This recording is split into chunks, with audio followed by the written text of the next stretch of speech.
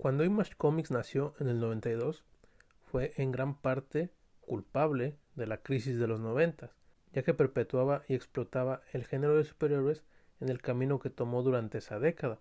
Los primeros años de Image era puro músculo, explosiones, golpes, dibujo espectacular, entre comillas, pero poco cerebro, poco fondo, poco contenido de calidad. Y aunque los mandamases en la editorial eran puro dibujante, se dieron cuenta que necesitaban guionistas. Así que hacia finales de la década comenzaron a traer nombres importantes que realmente pudieran escribir cómics que propusieran algo. Hoy veremos un ejemplo con una serie que tenía todo para ser simplemente basura genérica de superhéroes, Stormwatch, y al que le tocó estar ahí fue a Warren Ellis. Descubramos qué nos presentó. Bienvenidos a Multiversum Comics.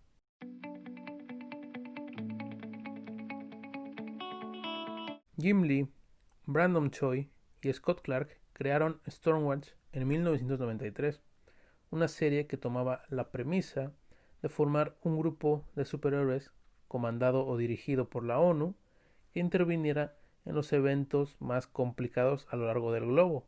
Este concepto nació porque en aquellos años en el mundo real había cierta polémica con las acciones tomadas por la ONU posterior a la caída del muro de Berlín, y también porque le quedaba bien al corte paramilitar que tenían la mayoría de los superhéroes de la Image primigenia.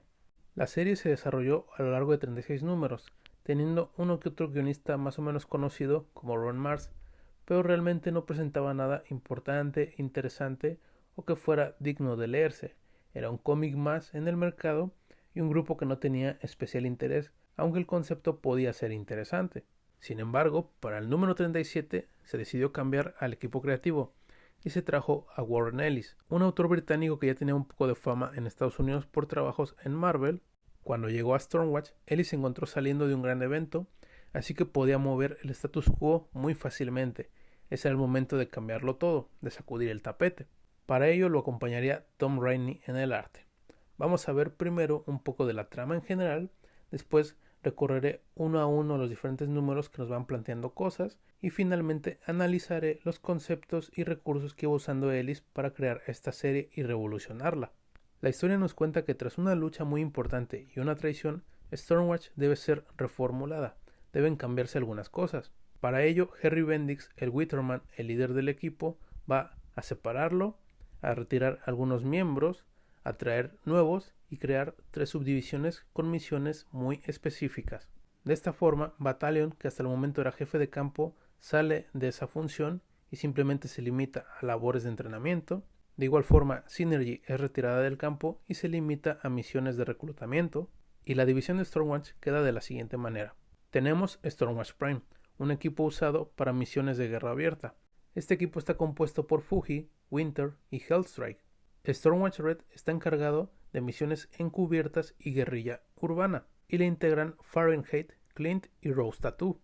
Stormwatch Black, el más importante porque es lo que terminaría siendo Authority, estaba encargado de misiones de disuasión y represalia, el más quirúrgico de todos los equipos, y compuesto por los miembros más poderosos, los cuales eran Jenny Sparks, Jack Hawksmoor y Swift.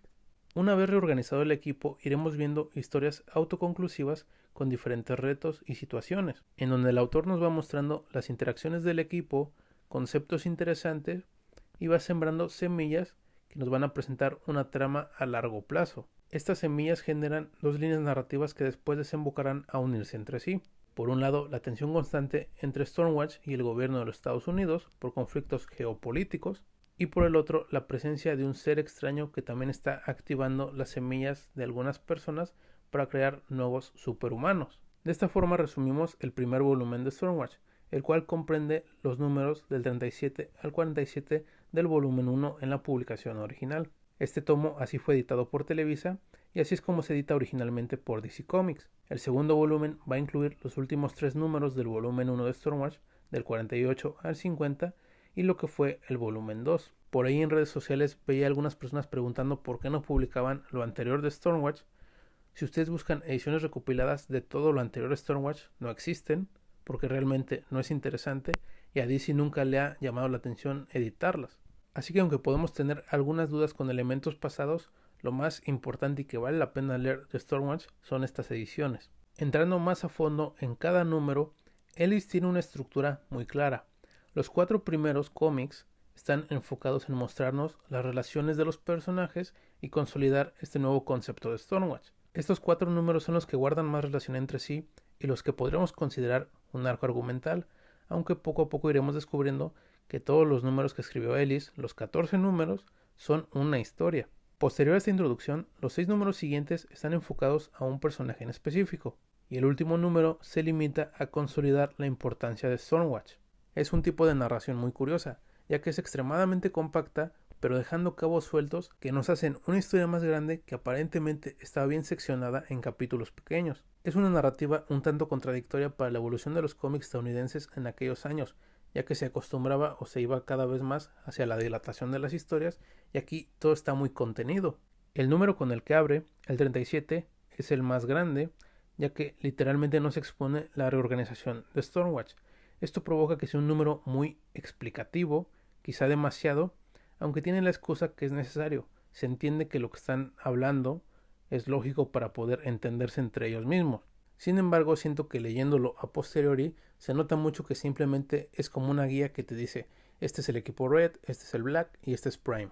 Saliéndonos de esa carta de presentación, la otra trama que se maneja en el número es que aparece un superhombre llamado Father en Alemania que tiene un concepto de psicopatía nazi fundamentada en un mal entendimiento de la filosofía nietzscheana, una idea que simplemente en ese planteamiento ya es bastante más complicada a muchos temas usados en los cómics de superhéroes de esos años. Ellis no disfruta del género de superhéroes y a lo largo de la serie va cambiando o atacando algunos conceptos inamovibles del mismo. En este número inicial ya nos presenta una forma muy directa de atacar las situaciones peligrosas y se aleja de las típicas relaciones amorosas entre superhéroes. Para el número 38 nos encontramos con una situación en que un héroe antiguamente al servicio de Stormwatch ha sido asesinado de forma misteriosa, por lo que se unen los personajes de perfil detectivesco de cada uno de los 3 equipos para saber qué ocurrió.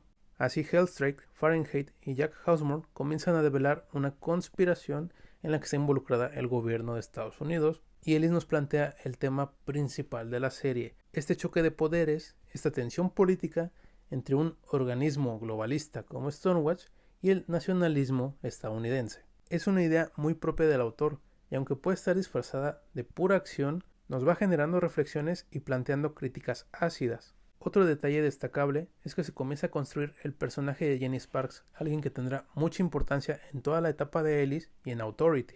Para el número 39, Ellis pone en acción al equipo Stormwatch Black.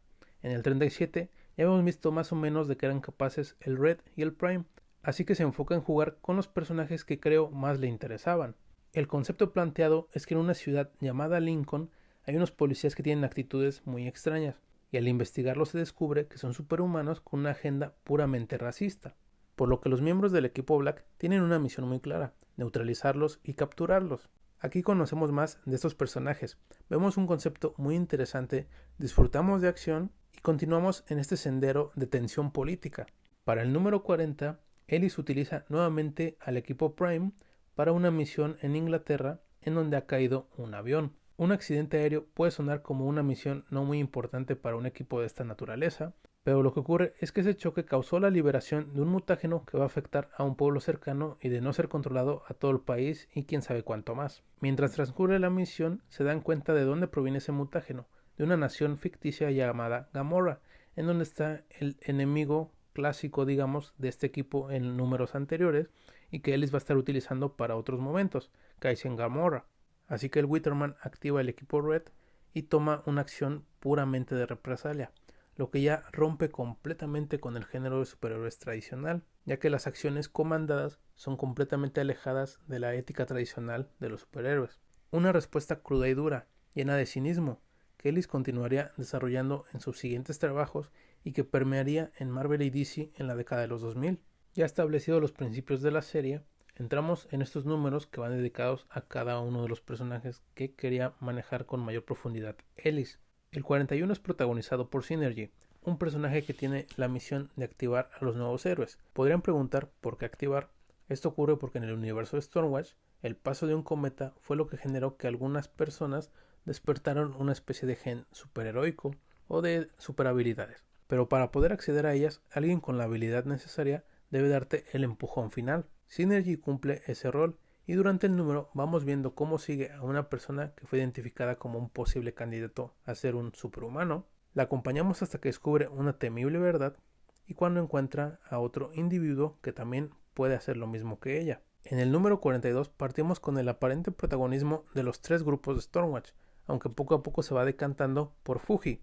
Fuji es una especie de entidad gaseosa que está en una superarmadura gigante y él toma el peso del número porque la acción se centra en su tierra natal. En Japón hay una secta suicida que está destruyendo Tokio, así que Fuji debe de tener la raíz del problema. Es un número muy interesante con un concepto un tanto difuso que a muchos se les puede perder, ya que en general es una crítica a la fantasía. En el número 43, Ellis juega con Jack Hosmore, se plantea un tono más noir y se juega con sus habilidades. Este es un personaje interesante que a mí siempre me ha gustado mucho porque su concepto es muy original. Fue raptado por alienígenas, experimentaron con su cuerpo y sus habilidades están vinculadas siempre a los entornos urbanos. Las ciudades son lo que le dan poder y se puede comunicar con ellas.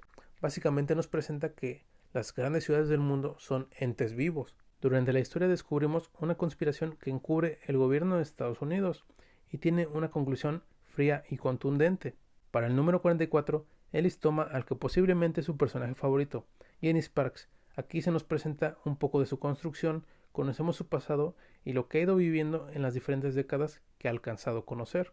Jenny es un personaje eléctrico que tiene la poesía de ser el espíritu del siglo XX. Lo que Ellis nos cuenta de su pasado es interesante, pero quizás lo más agradable es que en el arte se va jugando con las diferentes épocas. Para el número 45 nos centramos en Battalion, el antiguo jefe de campo que hoy está dedicado a otras cosas, y lo vemos tal cual en un fin de semana, cuando no está tratando de hacer nada ni cumplir ninguna misión, pero se ve involucrado en una situación bastante tensa. Aquí se nos presenta el tema del terrorismo local y se acentúa el tono de nacionalismo contra globalismo. Para el número 46 nos encontramos con varios integrantes de Stormwatch socializando entre sí, lo que va generando cosas entretenidas en dinámica de grupo. A su vez, el título se centra en Rose Tattoo, un personaje muy enigmático que cumple la función de ser una asesina, y también conocemos más del Witherman, que tiene intenciones muy dudosas.